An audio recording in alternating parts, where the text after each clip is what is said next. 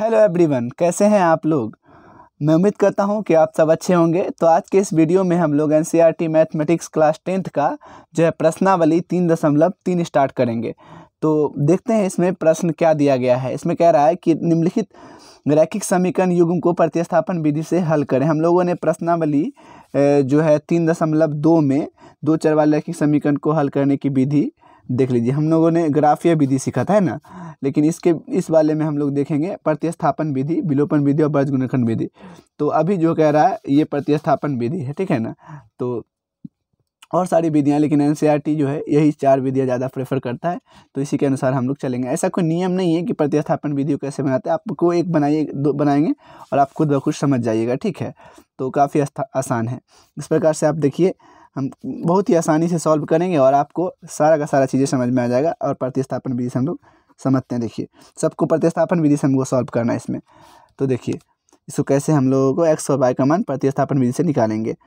तो दिया है एक्स प्लस वाई बराबर 14, ठीक है जी, और एक्स माइनस वाई बराबर 4।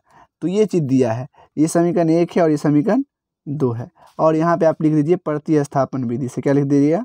प्रतिस्थापन, क्योंकि इसी विधि से सॉल्व कर रहे हैं, विधि से। तो इसमें बेसिकली करना क्या रहता है कि समीकरण 1 या 2 को लेके समीकरण 3 बनाते हैं। तो चलिए हम लिख लेते हैं समीकरण 2 से समीकरण 3 बनाएंगे। लिखते हैं, देखिए आप समझते जाइए बात क्या है।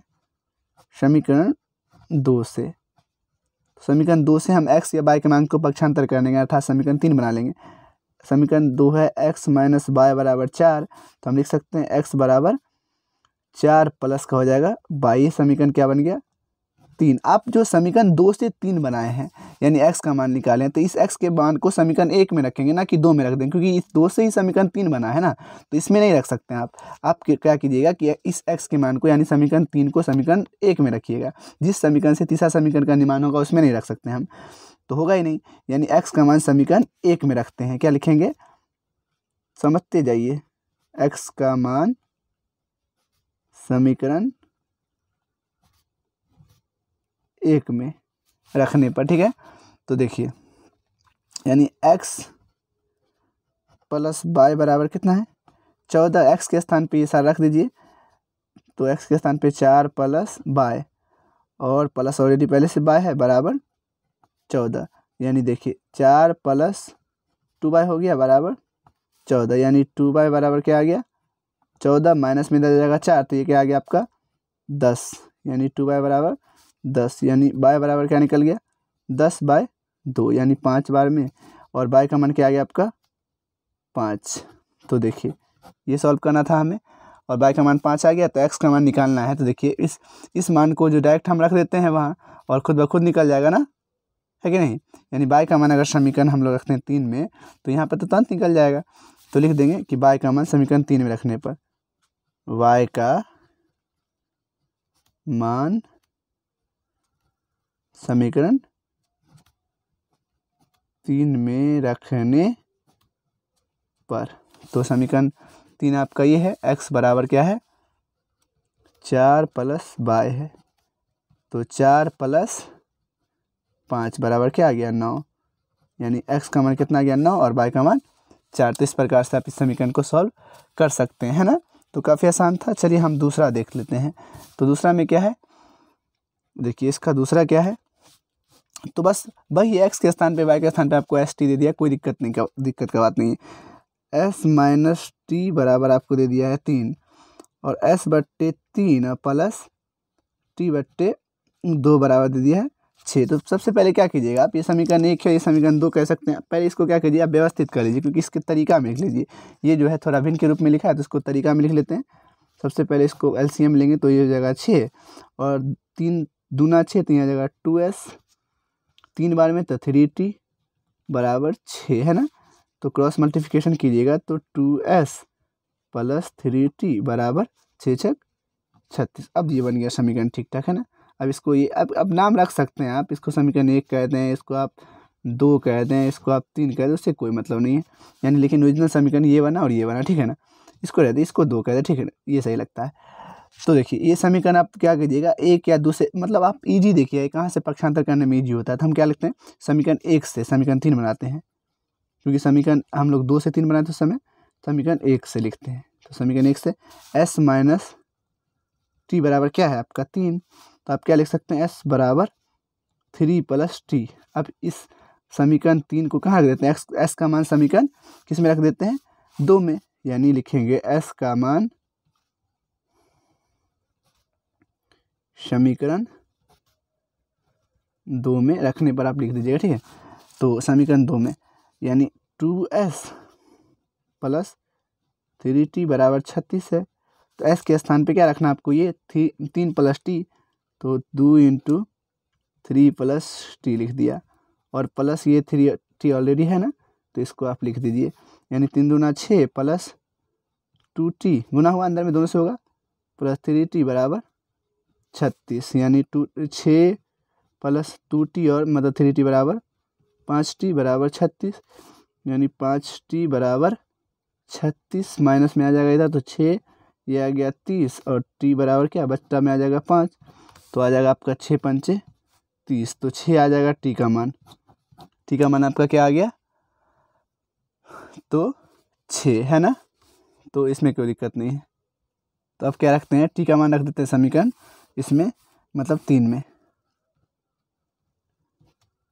t का मान समीकरण कहाँ, 3 में। समीकरण 3 क्या है, तो सर s बराबर 3 प्लस टी है, तो s बराबर 3 प्लस टी है। टी के स्थान पे क्या रखना है, तो सर 6 रखना है, तो ये क्या निकल गया, s का मान क्या निकल गया 6, यानी टी का मान निकल गया 6 और s का मान निकल गया 9। तो इस प्रकार से आप समीकरण 2 को भी सॉल्व कर सकते हैं, है कि नहीं, काफ़ी आसान। चलिए अब देखते हैं तीसरा प्रश्न, और मैं उम्मीद कर रहा हूँ कि आप समझ रहे होंगे। तो देख लीजिए 3 भी काफ़ी आसान है, इस प्रकार से है, दिया गया है 3x माइनस वाई बराबर 3 और 9x माइनस 3y बराबर कितना दिया है, तो 9। तो इस प्रकार से दिया है। अब क्या कीजिए, इसको सॉल्व कर दीजिए आगे, यानी आप लिख सकते हैं समीकरण 1 है और ये 2 है, ये भी आसान है। अब देखिए कौन किससे पक्षांतर करने में ईजी होता है। तो चलिए हम इसी वाले को कर देते हैं, किसी को समीकरण 1 से ही कर देते हैं, लिखते हैं समीकरण 1 से। तो हमने समीकरण 1 से लिखा, तो 3x माइनस वाई बराबर 3 है ना, तो आप 3x बराबर क्या लिख सकते हैं, 3 प्लस का इधर वाई, और यानी x बराबर 3 प्लस वाई बट्टे में आ जाएगा आपका 3, है ना, ये हो जाएगा समीकरण 3। आप क्या रखते हैं, x का मान समीकरण, क्योंकि 1 से बनाए हैं ना 3, तो आप समीकरण 2 में रखेंगे ना, क्योंकि मतलब इसको 1 से 3 बनाए हैं, तो समीकरण x का मान समीकरण 2 में, x का मान समीकरण 2 में रखने पर, तो आप क्या कर दिए, x का मान समीकरण 2 में रखेंगे हम लोग। तो समीकरण 2 है यहाँ पे 9x माइनस 3y और बराबर 9 है ना, तो यहाँ पे आप रख दिए x के स्थान पे ये 9 इंटू एक्स के स्थान पे ये पूरा रखिए 3 प्लस वाई बट्टे में आपका 3 आ गया, माइनस का 3y है और बराबर 9 तो लिखना ही है, बट्टा में 1 रख दीजिए, गुना कीजिए। अब अगर आप काट सकते हैं 3 तिया 9, तो यहाँ क्या आ जाएगा, 3 तिया 9 प्लस 3y और माइनस 3y बराबर क्या आ गया आपका 9। तो ये वाला देख लीजिए, इससे ये तो गया ना, यानी 9 बराबर 9, तो ये तो संपाती हो गया। देख लीजिए यहाँ पे तो हो गया गड़बड़, यानी ये संपाती, क्योंकि 9 बराबर 9 आ गया, लिख देंगे, इसका आगे संभव नहीं, क्योंकि यहाँ से भी आप देखिए, यहाँ 3 अगर कॉमन लीजिएगा तो ये संपाती हो जाएगा। अगर 3 है यहाँ पे हम कॉमन लेंगे तो 3x 1y और यहाँ पे हो जाएगा 3, तो ये भी वही बात हो जाएगा। तो लिख देंगे, अतः समीकरण का हल संभव नहीं है, चूँकि यह संपाती रेखा प्रदर्शित करता है, परिमित रूप से अनेक हल होंगे, रेखा प्रदर्शित करता है, इसलिए इसका अपरिमित रूप से अनेक हल होगा इसका, ठीक है। तो इसका आगे संभव नहीं है, अनेक हल होंगे। तो आप ये चीज़ लिख सकते हैं, क्योंकि आगे अब 9 बराबर 9 आ गया, तो 22 से बाई कट गया, तो ये कैसे आप आगे सॉल्व कीजिएगा, है कि नहीं। अब चलिए देखते हैं प्रश्न संख्या चौथा। तो देखिए चौथा प्रश्न इस प्रकार से दिया गया, हमने यहाँ लिख लिया है। अब इसको सबसे पहले व्यवस्थित कीजिए, है ना, क्योंकि आप दशमलव खड़े तो बट्टा में रखाएगा क्या, 10 रखाएगा बट्टे। तो हम समीकरण 1 और 2 को व्यवस्थित करते हैं। तो लिखेंगे समीकरण ये 1 है एवं 2 है, समीकरण 1 एवं 2 को व्यवस्थित करने पर, क्योंकि आप ऐसे भी निकाल सकते हैं, लेकिन व्यवस्थित कर लेंगे बड़ी आसानी से निकल जाएगा। तो देखिए समीकरण 1 को व्यवस्थित करते हैं। अगर समीकरण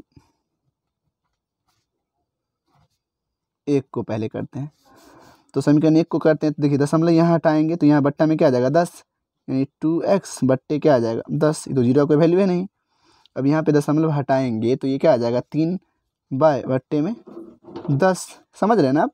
यहाँ दशमलव हटाइएगा तो बट्टा में क्या आ जाएगा, जानते हैं दशमलव हटाने के बाद जो है आप जो है 10 रखते हैं बट्टे में, मतलब दशमलव हटाने के बाद 1 देते हैं, जितना उसके बाद संख्या रहता है उतना जीरो, तो एक संख्या तो 1 जीरो दिया, तो ये हो गया। इसको आगे कर ही लेते हैं ना, 10 और यहाँ हो जाएगा 2x प्लस 3y बराबर आ गया 13 बट्टे 10, यानी 10 से 10 नीचे नीचे कैंसिल हो क्योंकि बराबर ही ना, तो 2x प्लस 3y बराबर 13। ये आपका समीकरण ओरिजिनल आया, इसको कर देते हैं समीकरण 3 कह देते हैं, क्या दिक्कत है। अब समीकरण 1 को व्यवस्थित करते हैं, समीकरण 2 को, सॉरी 1 को तो कर लिया ना, 2 को। यहाँ देखिए अब दशमलव हटाइएगा तो 4x बट्टे 10 लिख सकते हैं, इसको कोई दिमाग ज़्यादा नहीं लगाना, 4x बट्टे 10 प्लस दशमलव हटाइएगा तो जीरो का कोई वैल्यू नहीं रहेगा, 5 बाय बट्टे 10, 5 बाय बट्टे 10 लिख सकते हैं, और बराबर 23 बट्टे 10 हो जाएगा, है कि नहीं जी। लिख सकते कि नहीं लिख सकते, आराम से लिख सकते हैं। तो देखिए 10 एलसीएम आएगा यहाँ पे, तो 4x प्लस 5 बाय बराबर 23 बट्टे 10, 10 से 10 कैंसिल, यानी 4x प्लस 5 बाय बराबर क्या आ गया आपका 23 आया कि नहीं आया, ये समीकरण क्या आ गया आपका 4 आ गया। अब जो है समीकरण 3 एवं 4 समीकरण 5 बनाएंगे, उसके बाद जो है वही नॉर्मल समीकरण अब बन गया ना। तो अब देखिए अब लिखते हैं समीकरण 4 से ही लिख देते, चलिए समीकरण 4 से व्यवस्थित कर देते हैं, यानी 4x बराबर क्या लिख दीजिएगा 23 माइनस का 5 बाय, है ना, यानी x बराबर क्या हो जाएगा 23 माइनस 5 बाय बट्टे में 4, ये होगा समीकरण 5। यानी अब x का मान समीकरण कहाँ रख देंगे 3 में, तो क्या लिख दीजिएगा x का मान समीकरण 3 में रखने पर।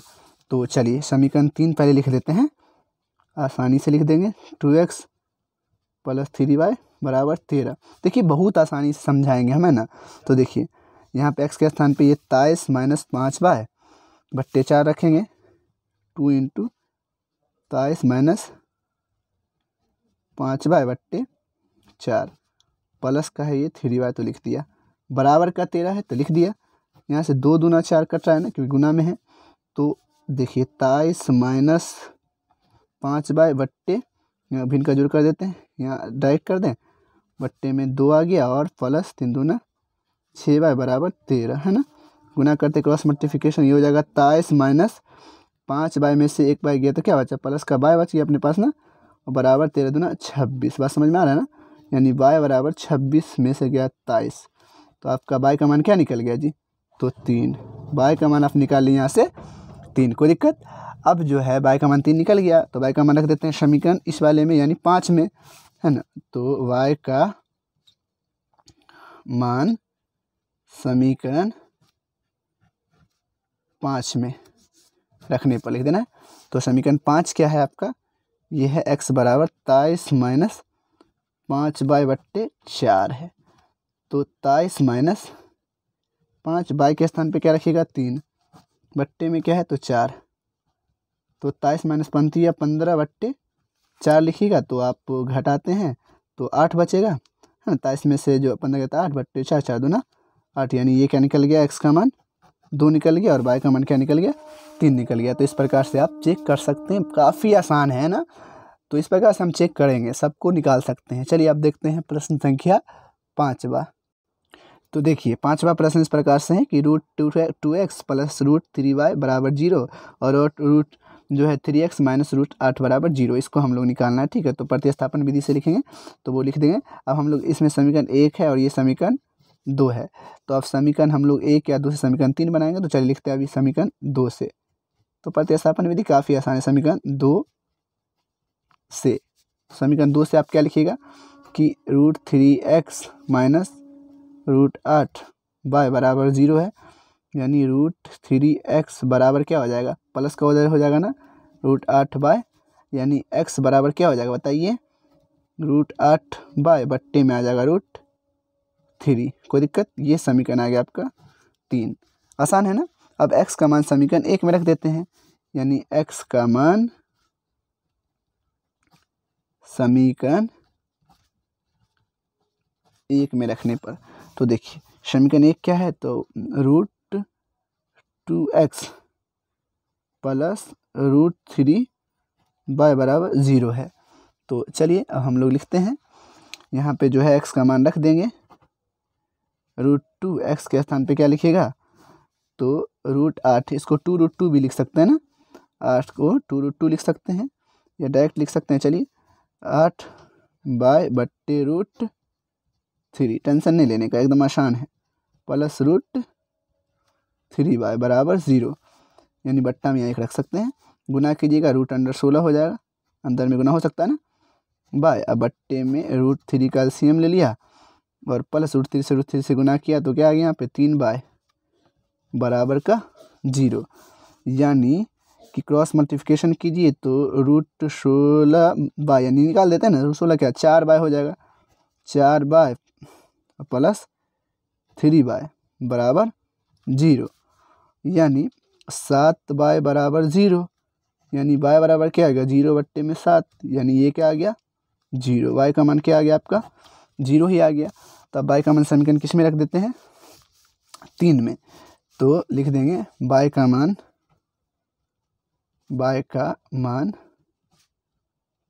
समीकरण 3 में रखने पर, है ना। तो समीकरण 3 में रखने पर समीकरण 3 क्या है आपका, तो x बराबर √8y बट्टे क्या है √3। तो यहाँ 0 अगर रखिएगा तो इसको भी तो 0 ही कर देना है ना। तो देखिए, तो ये आ गया आपका, सारा करिएगा तो 0 ही आ जाएगा। तो x और y दोनों का मान यहाँ पे क्या आ जाएगा आपका 0 ही आ जाएगा। तो चलिए इसका जो है लास्ट प्रश्न, यानी जो इसका 5वां 6ठा है, उसको भी देख ही लेते हैं। तो 6ठा आपका दिया गया है, इसको पहले व्यवस्थित करते हैं। समीकरण 1 ये है और समीकरण 2 ये है। तो सबसे पहले व्यवस्थित करेंगे समीकरण 1, हम 2 को क्या कीजिएगा व्यवस्थित कीजिएगा। तो हम व्यवस्थित करते हैं, तो यहाँ पे देखिएगा कि 3 और 2 क्या हो जाएगा, 2 और 3 का एलसीएम क्या हो जाएगा, तो 6 हो जाएगा। मतलब समीकरण 1 को व्यवस्थित करने पर, तो 2 और 3 का एलसीएम 6 आएगा, 2 तिया 6 तो 3 तिया 9x हो जाएगा ना, और -3 तो 5 दूना 10y बराबर माइनस का 2, यानी 9x माइनस 10y बराबर माइनस का 12। ये हो गया समीकरण आपका ओरिजिनल वाला, समीकरण 3 कह सकते हैं इसको। ठीक है, अब समीकरण 2 को व्यवस्थित करते हैं। समीकरण 2 को व्यवस्थित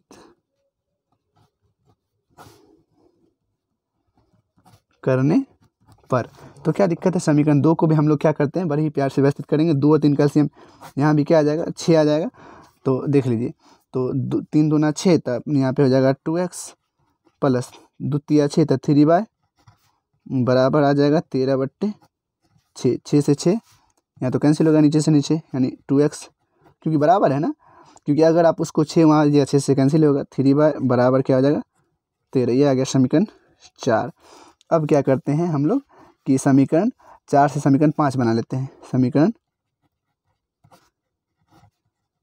4 से, तो देखिएगा यहाँ समीकरण 4 से लिखते हैं, तो 2x बराबर क्या लिख सकते हैं जी, तो 13 - 3y, यानी x बराबर क्या लिखिएगा 13 माइनस 3/2, ये आपका समीकरण आ गया। आप 4 है तो ये 5 कह दीजिए। आप x का मान समीकरण किस में रखिएगा, 3 में, क्योंकि ये 4 से बना था, आप 3 में रखेंगे तो x का मान समीकरण किस में रखने पर, 3 में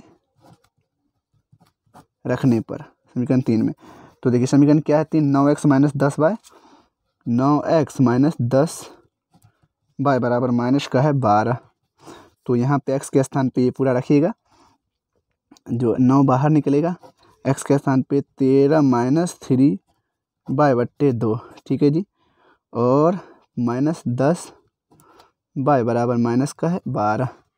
तो दिक्कत नहीं रहने का, यहाँ पे 1 रख दीजिए, यहाँ पे आप गुना कीजिए तो 13 9 117, और यहाँ पे गुना कीजिए तो 9 3 27 बाय, है ना, माइनस का मतलब 10 मतलब हो जाएगा 20 बाय हो जाएगा, क्योंकि एलसीएम लेंगे तो हो जाएगा ना 2, और यहाँ हो जाएगा माइनस का 12, गुना मतलब क्रॉस मल्टीप्लिकेशन गुना कर दीजिएगा तो ये 117 माइनस, यहाँ पे बाय लिखना है, 27 बाय माइनस का 20 बाय, तो माइनस का 47 बाय, और बराबर गुना कर दीजिएगा तो माइनस का 24। कोई दिक्कत जी नहीं। यहाँ से आप लिखिएगा माइनस का 47 बाय बराबर माइनस का 24, और माइनस प्लस का इधर माइनस का आ जाएगा 117। इस दोनों के जोड़ दीजिएगा, 7 4 11 के 1, और 3 1 अब 3 यहाँ से 4, और बाद में बचा वाला 141 माइनस में, और minus 47 by, minus minus cancel, यानी बाय बराबर क्या लिख सकते हैं 141, है कि नहीं, और बट्टे में 47। तो 47 को 3 से गुना कीजिए, देखिए तो कट जाता है 3 बार में, यानी बाय बराबर क्या आ गया आपका 3, 47 141, तो बाय बराबर 3 आ गया। तो बाय का मान कहाँ रख देते हैं, समीकरण यहाँ जो पक्षांतर किए 5 में लिखिएगा, बाय का मान समीकरण 5 में रखने पर, तो बाय का मान समीकरण 5 में रखिएगा आप, तो यानी x बराबर जो है 13 माइनस 3, बाय के स्थान पे क्या रख दीजिएगा डायरेक्ट 3, और बट्टे में 2, तो 13 माइनस 9/2, यानी 4/2, 2 दूना 4, यानी x का मान क्या निकल गया 2। तो देखिए आप इस प्रकार से चीज़ों को ज्ञात कर सकते हैं, ठीक है ना। आगे के प्रश्नों को हम लोग देखेंगे अगले वीडियो में। उम्मीद करता हूँ कि मैं आपको सेटिस्फाइड कर पाया होऊंगा। तो thank you so much guys.